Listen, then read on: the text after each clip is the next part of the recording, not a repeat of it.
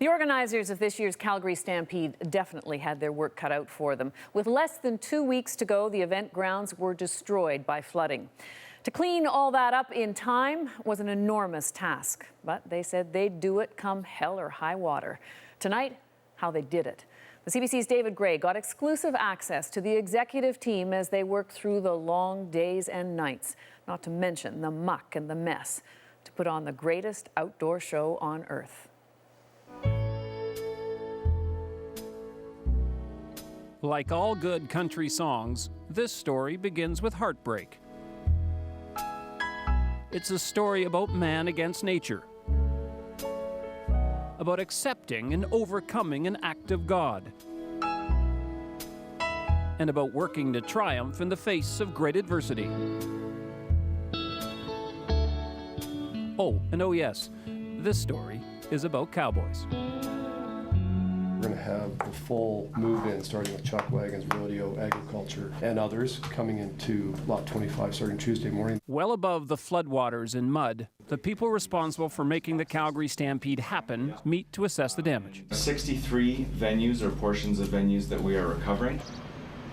There are just 7 days to go before the self-proclaimed greatest outdoor show on earth. 7 days to clean up after the greatest natural disaster Calgary's ever seen. We've got hundreds of contract electricians out there doing the recovery with supervision from our electricians. The remainder of the electricians are out doing connect, and the same would be true for plumbers. What you don't and won't hear is any talk of calling the whole thing off. For 100 years, the Calgary Stampede has put on a show. Through good times, the Great Depression, war times, and drought. Canceling has never been an option. Thank you for calling Calgary Stampede Ticket Office. Cassie speaking. Even while torrential rains fell and the Bow and Elbow rivers burst their banks, On what day? the Stampede continued to sell tickets. Sunday the 14th. So those are the finals. So let's see what we've got. When floodwaters poured into the grandstand and onto the fairgrounds from the south, then button-hooked down a 4-lane road to strike again from the north, they kept selling tickets. Okay, just give me 1 second. When the ticket office was evacuated, they put up tables on higher ground, and they sold more. And how many tickets were you looking for? Then, when a social media campaign threatened to derail their slogan, they did the entrepreneurial and very Calgary thing and adopted it. A cuter version goes to the kids, proceeds to the Red Cross. Current t-shirt sales, over 100,000. During the 10 days of Stampede, this will be the 3rd largest city in Alberta. Vice President Paul Rosenberg is in charge of the grandstand show, the rodeo, and the midway. What worries you the most right now? Time. Yeah. Time. You've invited 1 million people to come to this party that starts 7 days from now. That's right. That's a big responsibility. We view it as a promise. So in our meetings, we talk about how are we doing on delivering the promise. Brave words, but head outside, and that promise seems decidedly thin. The biggest issue right now is the transition, obviously, between reclamation and getting the show up and going. Warren Connell has worked for the Stampede for 30 years. If Paul's in charge of the glitz, Warren is in charge of the guts. As head of operations, he makes sure buildings have power and everything, meaning everything, works. As far as hampering our operations, this doesn't. Yeah. But as far as the safety of Calgarians and those You got to get out of there. the river, it's got to come out. This hour's priority, finding a missing bridge. How high was the water on the bridge? It actually hit the bridge, but it didn't crest the bridge. Wow. So what you had is that backspin undertow, but every other bridge, it actually went over the decks. As jobs go, this one's fairly straightforward. Just haul it out. Easier, at least, than rebuilding a racetrack. More than 1,000 loaded dump trucks take out clay and soil and haul in new 30,000 cubic meters of track material. We're about as confident as you can be that the track will be in, but everything down here is dominoes.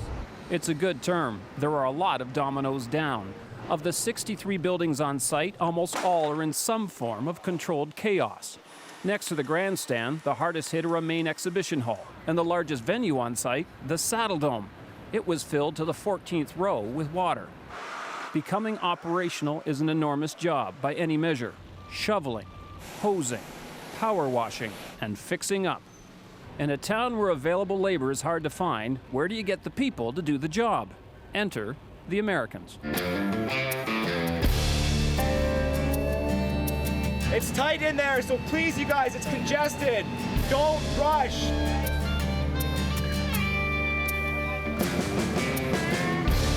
The Stampede, never short of cash, have brought in high-price U.S. firms to help.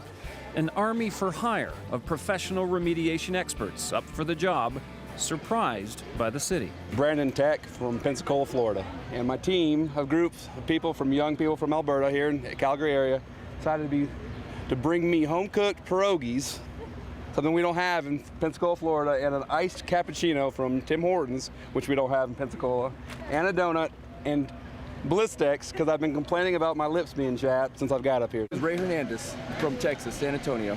From the moment I got off the plane, everybody was so friendly. This is a very friendly place. I've never had so many positive and willing and enabled people wanting to work. They don't want to sit down, they want to help, and they want to work. This is amazing. Taylor Blyle, I'm from Utah. My dad had gone to the hurricane in New Orleans after Hurricane Katrina, I believe it was, and he went down there and there was so much chaos and so many crazy things happening, and you know, you hear about like all these fights breaking out and people are getting shot and that, and you come here and instead of like pulling away from each other, everybody's working together. It's hard, ugly work, but progress is steady. Provided, of course, there's power. No luck, Al? That's the job of Warren Connell's right-hand man, Derek Cowie. Warren keeps telling me that I'm a hero. I don't think I'm a hero, but I think I tried. I think I tried my best. So I've got Sean coming in. Everyone is aware they're working against time.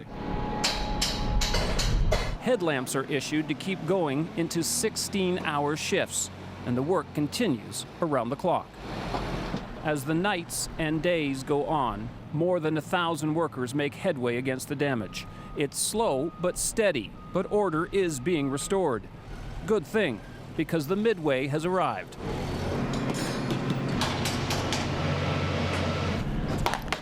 Followed not long after by cattle, horses, and cowboys. And oh yes, media. Over 1,000 media members from all over the world have started arriving. Their top story today: will the Stampede be ready? Any concerns from the performers? For Warren and Paul, it calls for a classic performance of look over here, not over here. If we think about it from a rodeo point of view, the infield has been totally redone, rebuilt. It's in terrific shape.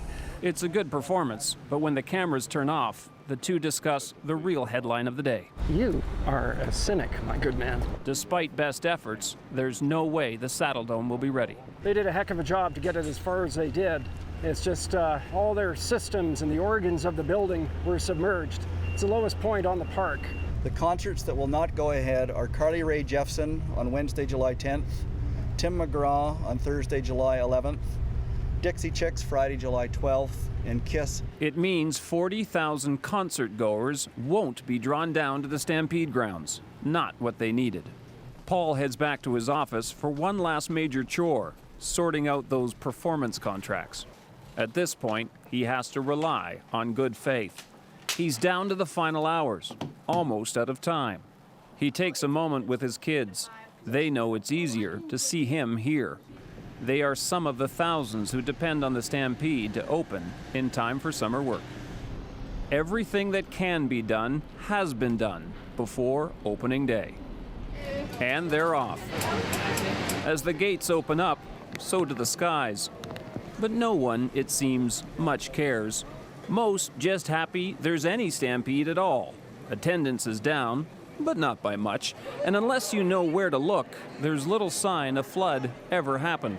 And down at the grandstand, right down in front, in a spot that was under 2 meters of water, Warren and Paul finally take a moment to just watch. I think things are appreciated more when maybe sometimes they come a little harder. And there's been nothing easy about this. For our cowboys, it's nothing short of a marvel. They still call this the greatest outdoor show on earth, a 10-gallon boast. But this year, one more audacious and perhaps more deserved than ever. Like the end of any good country song, the good guys, the ones in the white hats, have won. There is a 101st Calgary Stampede. As promised, come hell or high water. For The National, I'm David Gray.